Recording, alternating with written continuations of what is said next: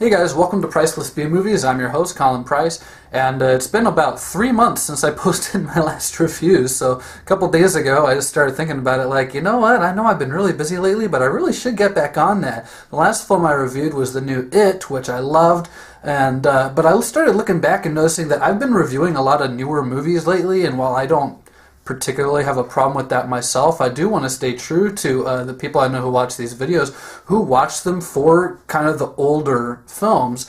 So to that end, I've got a hidden gem, as it were. Hidden gem. I guess that good. From the mid-90s for you today from Full Moon Productions. So sit back and get your popcorn or your soda or whatever mind-altering drug you're on and check out my new review for Head of the Family. You'd almost have to be on drugs to watch this movie, to tell you the truth. Head of the Family, like I said, is a film from Full Moon Productions, and they're the guys who are kind of famous for doing like Puppet Master and Subspecies and Doll Man and Demonic Toys and all those really weird low-budget horror and sci-fi films in the mid to late 80s into the 90s. And toward the mid-90s, I don't think it was so much that they were running out of ideas as their films were just getting weirder. So Head of the Family stars Blake Adams as Lance. Lance is this guy, he's sleazy. Let's put it that way. He's really sleazy. And he's not like a terrible person. He just doesn't really know where he's going, and he doesn't really have a set plan. He is having an affair with this girl who's married to this biker criminal character, and it's really hard for me to describe these characters without them sounding one-dimensional, because they are. No one really watches the Full Moon films, I think, for developed characters, because they don't really exist in this kind of movie. But, like I say, he's having an affair with this girl played by Jacqueline Lovell, and she and he are kind of deciding, okay, well, where do we go from here? Because they both care about each other, but at the same time, because of the kind of character that her husband is, it's like, how are they ever going to be happy? How are they ever going to get together? And just how long will it take before he finds out and probably puts a bullet between Lance's eyes? Eventually, their prayers are answered when Lance realizes that a family in the town they live in has been abducting and doing weird things with various pedestrians and motorists in the city. And he confronts this family and basically tells them, okay, well, I know what you're doing, but I'll keep my mouth shut if you take care of this girl's husband for me over here. The only thing that really makes this film different from any other kind of blackmail thriller you can think of is the family. You see, the members of this family all have their special skills. There's the one guy who's kind of the strong, silent type. He's kind of the muscle. There's another guy who has just really powerful sight and hearing senses. He's basically kind of like an owl in a way.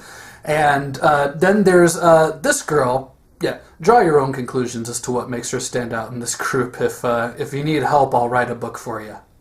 And then you get to the fourth character in this family, played by J.W. Para, who is basically a big head. Get it? Head of the family, big-headed character, and he's kind of the brains. He's like he controls, to an extent, the other members of the family. So really what you have here is one complete being split up into four different people. It's such a weird concept. Like I said, it's the kind of concept that you got with some of these later Full Moon films. And it's kind of like you'll never see too many other films like this, but whether that's a good or a bad thing is totally up to you and kind of your taste. Now, I'm not going to go too much further into what happens in this film story-wise, but I will say that eventually Myron, who is this highly intelligent, albeit very strange-looking guy, obviously does not like that Lance basically has this power over him and has him kind of dead to rights. He is blackmailing him. And so most of the rest of the film involves Lance and Myron kind of challenging each other, to kind of more or less cater their own egos. Is Lance going to get the girl and continue blackmailing this kind of freak show of a family, or is Myron going to get the better of him and do God knows what to him out of pure rage? The performances in the film are, let's say, serviceable. I think that's a nice enough way to put it. The performances are serviceable. I don't think there are any actors in the film that are awful, but I mean, they're only as good as they have to be to kind of keep the movie going. There's no standouts, there's no breakthrough performances in this. This isn't the kind of movie you watch for that kind of thing. Also, the practical makeup effects are pretty good, especially on J.W. Para. I wish that the DVD I had of this movie had more in terms of features, because I'd really like to know how they set this thing up. Because basically what you have is this guy who's got the body of a toddler, but the head that looks like a pumpkin. I mean, I'm sure that what they did was they messed with miniatures and scales, and they probably had an oversized prop for him to sit in and just did it. I'm sure there were a number of tools and tricks that they employed to make this look as good as it does. At the same time, though, this is a full moon picture. This is a low budget picture. This is not a film where they threw $100 million at it and just saw if it was any good. Another thing that I feel I need to warn people about, this is not a horror movie.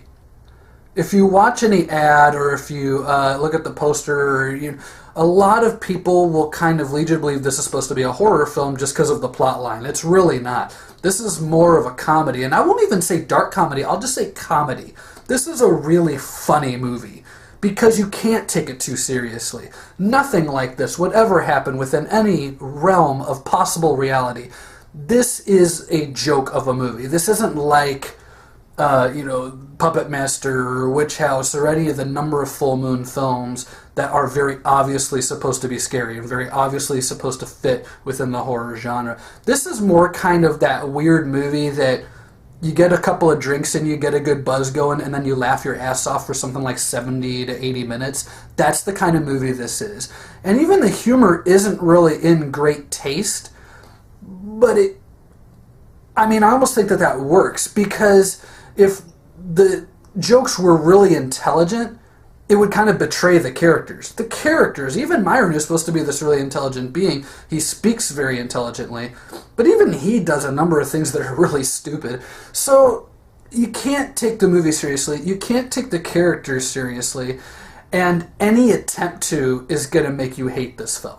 I will say this, though, as far as the full moon movies go, this is certainly one of the most entertaining ones, and it's one of the lesser-known ones. And I really like that. I really like that about this film, because that's the kind of thing I like to review, the movies that people might not necessarily know about. I'm sure that if you went into a Blockbuster in the mid-90s and you saw the VHS of this film, you'd have looked at it, laughed, and kept moving. The thing is, what you should have done was picked it up, taken it home, and laughed at the whole thing and not just the cover, because this is a hilarious film. Really funny, totally weird and offbeat, but terribly, terribly amusing.